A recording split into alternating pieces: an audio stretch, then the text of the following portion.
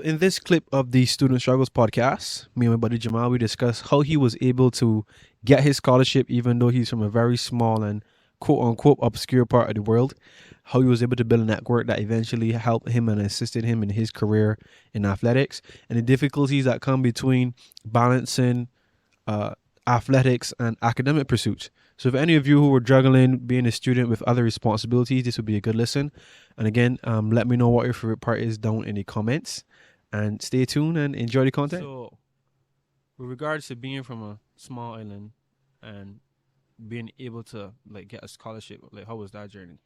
Um, Intimidating at first. Mm-hmm. When I took the gap year, I was questioning myself if I made the right decision. Mm-hmm.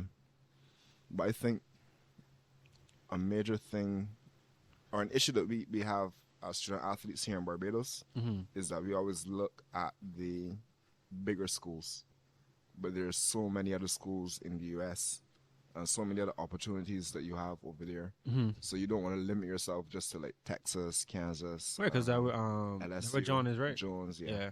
LSU, the big Yeah. Power 10 schools or whatever. So, um, Because I think your school is NCAA yeah, it's eligible. a D2 school. D2 school, So yeah. it's not on the same level per se. I actually don't think you said here on where you going to school. Oh, I'm sorry, I'm at Hillsdale College in Michigan. Yeah, we're a D2 school, kind of a small private school. We're south of Michigan, so it still gets cold. Yeah, I mean, I deal with snow. Cold as, yeah. Listen, let me preface this that I just ain't about nine about color on name, but my opinion is men of whiskey and tone ain't meant to be in our places. I agree with you. When I kill me, big man. I went to training. I came home Saturday. I went to training the Friday, and I went at around 4:30. No snow. An hour later at 5:30, we had 3 to 4 inches of snow. No, that 1 hour. I can't live like And I that. was so grateful that I let was me coming hear, home bro. the next day. It's either blazing sun or rain. Yeah. You don't get like the crazy storms, but God bless that to this point. Yeah, exactly. But I Yeah. mean, so I can't be doing that. So, but back to on topic, Yeah. right? Regard to the scholarship, you was So, saying not there's- always gunning for the big schools. Yeah. And then there's a website that you normally use. You could put your information in. Dropping knowledge. Yeah. And it's like your profile, and schools could see you, see what they liking about you, what's not, see your profile, your history. And one thing I learned is that it's not about the times that you have right now, but it's about your progress. So let's say you could have been fast for 4 years but stuck at the same time, or you could have been steadily progressing, not as fast as the other guy, and you will have more favor in that regard. Because you got like an upward trend going for you, Exactly. and you ain't like tapering off. And also they look a lot at body types. Mhm. So if you're very frail, you have room to develop. Let's put it Right, that way. and you ain't really built Exactly. up your frame yet. Yeah. They're going to look at you more so than More a guy potential that, than the guy that is already fully stocked out. and Yeah. running, let's say, a tenth faster than you, just a faster. So, Okay. and then another thing is that a lot of schools have questionnaires on their website. Just fill them out. A lot of them are free. Just fill them out as many as you can. You don't know who is looking at you, who is checking the questionnaires, and sometimes you get some responses that you weren't expecting. So that's two aspects. Website, I'll have to double check. I could always let Dread know, but I can't remember off the top of my head because that's about 2.5, 3 years now, and I was helped a lot in that process. But you just basically put all your information on it, and they can access you. Fill out as many questionnaires to schools as you can. And then the third thing is don't be afraid to call the coaches. Don't email the coaches. Your email is going to get lost with thousands of other applicants. Be different, stand out, call the coaches. Sometimes, most of the time, you're not going to get through. You have to leave a message, but I can guarantee you, at least, if with the few that would answer or the few that would call back, it'll be useful. It'll be helpful, especially in making connections, even though you might not go to that school per se. Just building those connections with those coaches can help you later down the line. So even when you, let's say, hypothetically, if you do 2 years at one school, but you already have connections with another coach, it makes it easier. Not only transfer, but the connections make it easier for you to just go into the system and just take care of yourself better. So okay, cool. And on top of that, even looking further down the line, you never know. You might need a personal coach if you're looking to take your career a step further.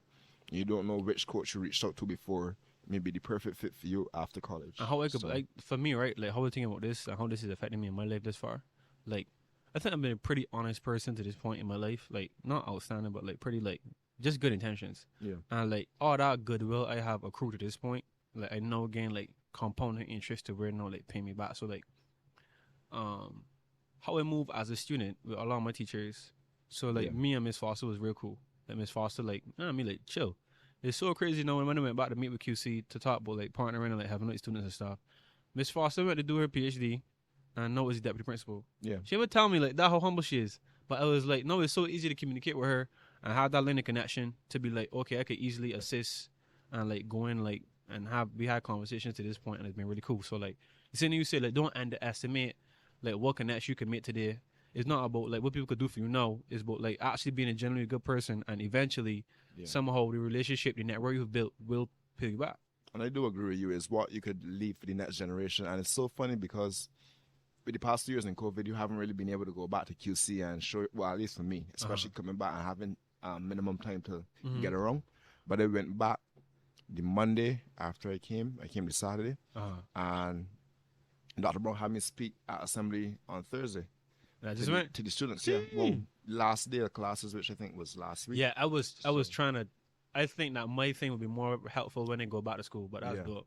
So he had me talk at assembly, and I just give some pointers and just basic and some experiences I would have gone through over the past year. So yeah, because I realize it right now, and I think it's probably when you're young that you kind of thinking, like, all right, I gotta do this, I gotta do that, I gotta progress this way. But I now realizing that like the true goals that you could really be passionate about and really like actually delve into is when you're helping other people, because it's like, all right, like for example, if you had to go somewhere and you tell myself, child, bro, like Jamahl, I gotta go to this place, but no, if you had to collect somebody who was waiting on you to go to that place, you way more motivated than if it was just for you. Yeah. So similarly, is like I do what you're doing to help other people, and even when they don't feel like it, I still push because they know it's not like you have to walk the talk in a sense. Exactly. Lead by example. Exactly, and it's like awesome. It's like I actually like feel like a little flicker in my heart and like a little light in my eye when I'm like doing this kind of stuff. Yeah. So yeah, it's cool. So it's good that you touched on the whole, scholarship thing and draw all that wisdom. Like, I mean, I didn't even know like all that would go into it. Yeah. But you talk about earlier is like it's not always been smooth. So where would you say to this point has been like the most difficult part in your like athletic student? Where was like the lowest? Prominent points for me probably was the year after because I qualified for CRIFTA a year, but they didn't choose me because they had other options and just a lot of politics I won't get into. Wow. But the year after that, I started getting some really bad shin splints, and bro, I remember you used to like medication for that stuff too, right? I couldn't even warm up without my shins hurting me. So yeah, I remember, and that's really why like when you had to go on track, it would be rough, right? Yeah. I remember when you done around, but you used to be in shambles, B. Yeah, so the 2 years after, that was 2017 that I qualified for CRIFTA, 2018 and 2019, which were my 2 last years in secondary school, which are the integral years in trying to, accrue a scholarship. And get like interest. Exactly. Stuff, That was really rough for me. And that's what really forced my hand in taking the gap year. To recover? I'm not really recover. I just didn't have the time. Like, my times were good, but I didn't have the progress as I talked about. So that kind of forced my hand to try and wait and see if there are any other options. If I could have done something in the year after in track, that would have put me in a better position to gain a better scholarship. So that was the first instance. Then this semester that just passed was the toughest time in my life that I ever been through. Mentally and emotionally, this injury that I'm going through right now, we didn't know what it was. We didn't know how to heal it. And it was just a roller coaster of back and forth treatments and modalities that weren't working. And I wasn't able to run at one point for like a month and a half to Cha. just under 2 months. And when you take something that is second nature away from somebody, Yeah, they go crazy. yeah. So Did you think that in this whole process with the injury that you was gonna lose track? I was gonna lose track. That you won't be able to run? No, at I the always same stayed optimistic, but Uh-huh. it's hard to stay patient at the same time.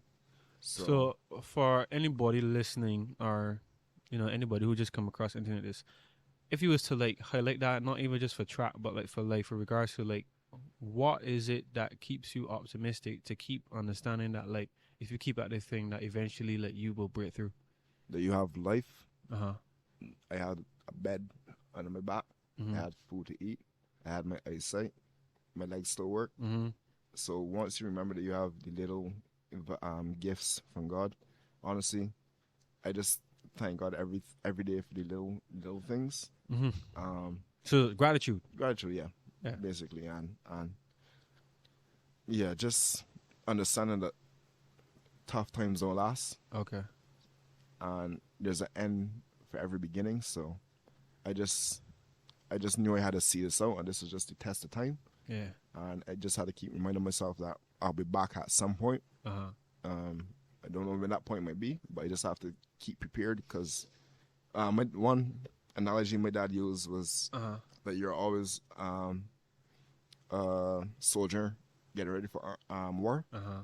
You never know exactly when war So you always gotta be in your watch. is gonna break out. Yeah. So you always got to be prepared. Like if the watchman just fall asleep, like what I mean, the man Exactly. who's stealing or breaking, they don't tell you when you're coming. Exactly. So you see what I'm saying? So I appreciate that because I try to be big on gratitude. No, I think regressive long term view is helping me know is that like, all right, like this podcast or like the YouTube channel or like the business, like if I say I want to be successful in 6 months, it's like you know what I mean. Now if I say like I can be successful no matter what in 5 years or in a decade, when we Gives hit you- 30, gives like you I can room be to- good, bruh. yeah. Like I can like know that I have a long term view. Two things can happen. I know it's gonna happen because if I keep at something long enough for that long time, is you're gonna be Persistence. successful by accident. But in addition to that, is like now it could be upbuilding of myself when I have bad days to know that this is one drop in the bucket in a 10-year span. Exactly. However, on the same thing, when I have a good day, I know that if I got enough, like one is a week, a couple of weeks is a month, a couple of months is a year, a String couple of together, years, yep. and it's just like because I like it and I know we'll keep at it long enough. That's how we're doing it, coupled with the same gratitude. Yeah. Because my God, dear, like I got 5 activities I want to do to get better at something, and I might do one. Like, child, boy, you suck like that. When my brain says something, obviously to all of us. Yeah. But then the other time, like, bro, like you've been doing all this as far. Like, I feel for me is like just keeping the momentum. Because I feel Yep. like if you have enough like sucky or like days where you don't do nothing in a row, that becomes a habit. Yeah. And I really didn't want that to happen. Yeah. So like I don't know for you if that's like something similar where like Yeah. you So- might start a slump and you trying to stop it before. So I don't mind talking about my personal life because I mean everybody goes through hardships. Uh-huh. I think it was around October time this semester, Uh-huh. and really didn't know what was going on. When I'm dealing with something, I have a bad habit I'm working on that I just shut down, I internalize it, and just put all the burden on myself. You got like a Superman complex. Like Yeah. a hero complex. Oh, me too. So Big facts. when that happens, I get demotivated and I just don't do anything. Uh-huh. And I think there's a week where I just started skipping classes, and I think I hadn't gone to class from the Tuesday till like the Monday, and I think the following week, the Friday, Mm-hmm. I just snapped myself out of it. I was like, yes, this can't go on any longer. Mm-hmm. You can't dwell in your or dwell in pity for yourself. Yeah. As I said, it's like learn helplessness. You have to break out of that and have learned optimism and understand that the situation isn't going to change unless if you do something about it. Like when your dad said when your dad dropped you off, bro, it's like it's one or two things. You could either be like positive as you go through all of life, or like you could just like let the ups and downs affect you. But Yeah. if you let the ups and downs affect you, saying you talk about is external forces that determine how you can feel. Yep. But it's like a choice to be happy and to be joyful and to be, as you said, grateful no Yeah. matter the situation, and that can do you way better than being sorry for yourself or like learn Exactly. helplessness, bro. Yep. So like, man, I 100% agree with that. So now on same said topic, how, because I was just a normal student, like I will hoop and thing like I'm a dog at hooping. I just to get. I remember after school every day, boy. That would have me burn for training. I would go 2:35, and man just till get like remote. 3:30, and then I got to go straight to training. I still remember we first met at school. Me, you, Kai Ross. We used to eat lunch. Time, and then We used to straight come on the bench in front the hall, and then Straight you know to what I the mean, court. straight to the court. And you know what ended up happening? My car used to come, and the Hassan joke toss us up. canary. I was thinking about this like just the other day. We used to call it some canary joke. Makiri canary. Makiri. That sound familiar? All right, nah. Don't worry. That's a whole different thing. But yeah, be like, so like how like school's hard enough already. Like juggling that with and that's not even just a regular extracurricular. That's like an actual job. Like it is. I would call that a job. Like how has that been to this point, and like what advice you could give to anybody in similar situations? So if you watch all the way through to this point, you warm my heart. You warm my heart. Thank you very much. I want you to comment still here so that I can see who are the persons who are watching these videos all the way through. The true fans, the real ones. So comment still here if you're still here, right? But again, listen to the full audio podcast because it is a good listen. That way you don't have to wait for me to release these clips. Well, go check it out for yourself. It's obviously valuable information with my buddy Jamahl. Those of you who are interested in what else we do here at WebLearn, you can go to weblearn.com, register, get some free access to some very good information. Outside of that, you know how we keep it.